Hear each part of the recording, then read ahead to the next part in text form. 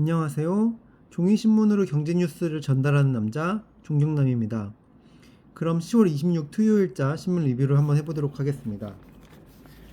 첫 기사로 가겠습니다. 첫 기사는 비트코인에 대한 내용인데요. 트럼프 당선 때 2억 원을 간다는 이제 비트코인 내용입니다. 최근 가상시장의 대표 주자라고 할 수 있는 비트코인에 대해서 최근 최근 들어서 많이 올랐는데요. 지금 현재 가격 25일 기준으로는 약 9,427만 원에 거래되고 있다고 합니다. 이는 이제 트럼프 전 대통령이 당선을 호재로 보고 있기 때문에 비트코인이 많이 올랐는데요. 트럼프는 가상자산 대통령이라고 불릴 만큼 가상자산에 친화적입니다. 특히 본인이 약 100만 달러 상당의 이더리움을 보유하고 있다는 것도 가상시장에서 트럼프 대통령이 인기 있는 이유이고, 그리고 트럼프 대통령이 요즘 당선 가능성이 높아지고 있는 걸로 점쳐지고 있다 보니까 비트코인 가격이 덩달아서 많이 오르고 있는 것 같습니다.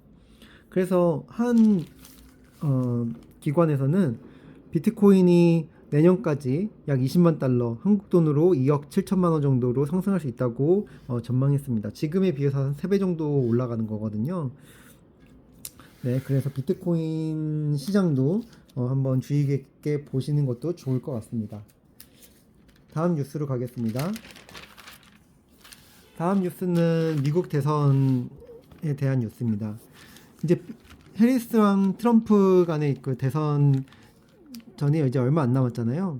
이제 11월 중순 정도로 예상되어 있어서 얼마 남지 않았는데, 각 이제 트럼프랑 이제 그 해리스가 요즘에 그 선거전을 하는 것을 보면은 트럼프 같은 경우는 새 감면을 약속하고 있고, 해리스는 이제 오바마나 비욘세 같은 팝스타를 대동해서 조금 요즘 선거 유세를 하는 것 같습니다.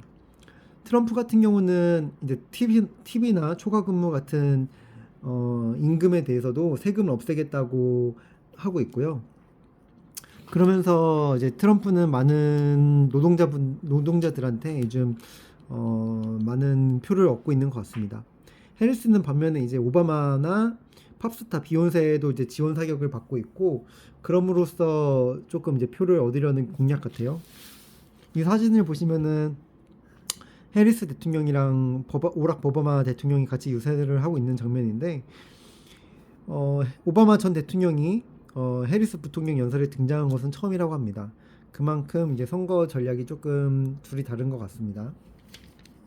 다음 뉴스로 가보겠습니다. 다음 뉴스는 원화에 대한 이야기입니다. 원화값이 한때 1390원에 갈 만큼 강달러를 기록하고 있다고 합니다. 이는 넉 달 만에 최저치라고 하는데요. 미국 대통령이 재선 가능성이 높아지면서 보호 무역주의로 경제 불확실성이 부각되자 강달러 현상이 심해진 것에 따른 것이라고 합니다. 그래서 이제 정말로 이제 트럼프가 당선이 됐을 때 1,400원을 돌파할 수 있을지 없을지는 지켜보셔야 될 것 같고요. 당분간은 이런 환율에 대한 시장도 유의 깊게 보실 필요가 있을 거라고 생각이 듭니다. 다음은 K 배터리에 대한 내용입니다. 얼마 전에 그 미국 IRA 세액공제 더 받는다는 내용이 나왔는데요. 그전에는 그 IRA 이 조항이 배터리 모듈 생산자가 그전에는 이제 세액공제 대상에서 제외됐었는데, 이번 최종안에는 모듈 생산자도 대상에 포함됐다고 합니다. 배터리는 이제 셀, 모듈, 팩 단계를 거쳐서 전기 자동차에 탑재되는데, 국내 배터리 기업들은 모듈 생산까지만 맡고 팩은 완성차 업체들이 담당한다고 합니다. 그러다 보니까 완성차 업체들, 이제 뭐 GM 같은 완성차 업체들만 IRA 혜택을 받을 수 있는 건지에 대한 그런 의구심이 좀 있었고, 한국 기업들은 못 받는 거 아니냐라는 거에 대한 우려가 있었는데, 다행히 이번에 LG 엔솔이나 SK온, 삼성 SDI 같은 국내 배터리 기업들이 세금 혜택을 많이 받게 되었습니다.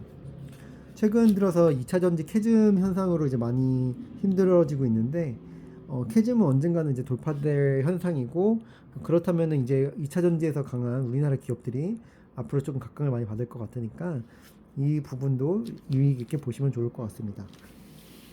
다음은 현대모비스에 대한 실적입니다. 최근 들어서 이제 3분기 실적을 각 기업들이 발표를 하고 있는데요. 3분기에 현대모비스는 최대 분기 영업이익을 달성을 했고, 어, 매출액은 14조, 영업이익은 약 9천억 원 정도를 기록했다고 합니다. 그래서 현대모비스도 좋은 실적이 나온 만큼 한번 유념해 보셨으면 해서 꼽아봤습니다. 다음은 기아 소식입니다. 기아도 3분기 실적을 발표했습니다. 다만 좀 시장의 기대치에는 못 미치는 것 같아요. 이번에 3분기 매출액이 잠정 26조 원, 영업이익은 약 2조 8천억 원이라고 합니다. 3분기 실적만 따져놓고 보면은 역대 최대 실적인데, 문제는 이제 2분기와 비교해 봤을 때는 매출이 3.8% 하락하고 영업이익은 21% 급락한 것이 아쉬운 평가라고 합니다. 여기 보시면은 이번 올해 2분기가 이제 사상 최대치였거든요. 근데 이거에 비해서는 조금 떨어졌을지는 몰라도 작년 3분기보다는 살짝 상승한 것으로 보입니다. 여기에는 여러 요인이 있는데요.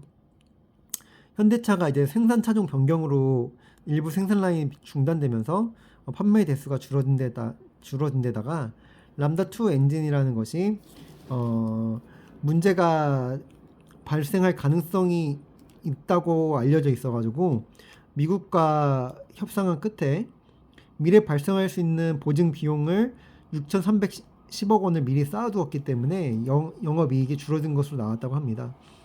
그러니까 이게 실적이 기아가 잘 안 팔려서라기보다도 문제에 대한 대비 또는 생산 차종 변경 같은 거니까요. 올해 4분기나 내년 실적 호조는 기대될 수 있을 거라고 생각이 듭니다. 그럼 다음 뉴스로 가보겠습니다. 다음은 AI 전력주 우리나라 현대일렉입니다. 3분기 영업이익이 무려 92%나 급증했는데요. 3분기는 약 1638억 원으로 영업이익을 냈고 매출액은 약 7,800억 원이라고 합니다. HAD 현대일렉트로닉은 글로벌 전력 설비 수요 증가에 힘입어 많은 성장을 이뤘는데요.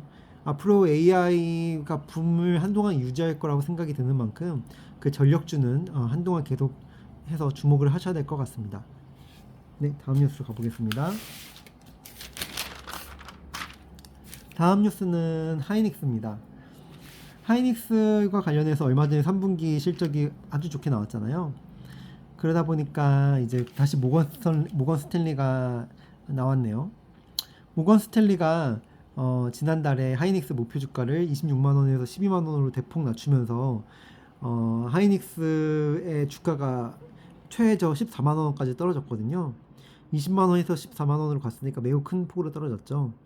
근데 다시 이제 3분기 실적이 매우 좋게 나오다 보니까 이제 어제자로 종가 20만 원을 다시 넘었더라고요. 외국인들은 33거래일 연속, 삼성전자는 순매도하면서 SK하이닉스는 5일 연속 매수하고 있다고 합니다. 하이닉스가 잘 나간 것은 이제 AI 관련해서 HBM이 차지한 영역이 무지 크기 때문에 그런 것이죠. 그러다 보니까 지난달에 모건 스탠리가 12만 원을 발표했는데 자신들의 보고서가 틀렸다고 하면서 1만 원을 올린 13만 원으로 했다고 합니다.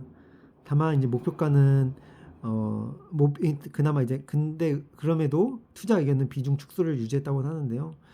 모건 스탠리가 맞을 수도 있고 틀릴 수도 있고 이것은 앞으로 더 지켜봐야 하겠지만 당분간은 그 하이닉스가 이제 HBM이라는 수혜를 얻고 당분간은 잘 나가지 않을까라는 저 개인적인 생각입니다.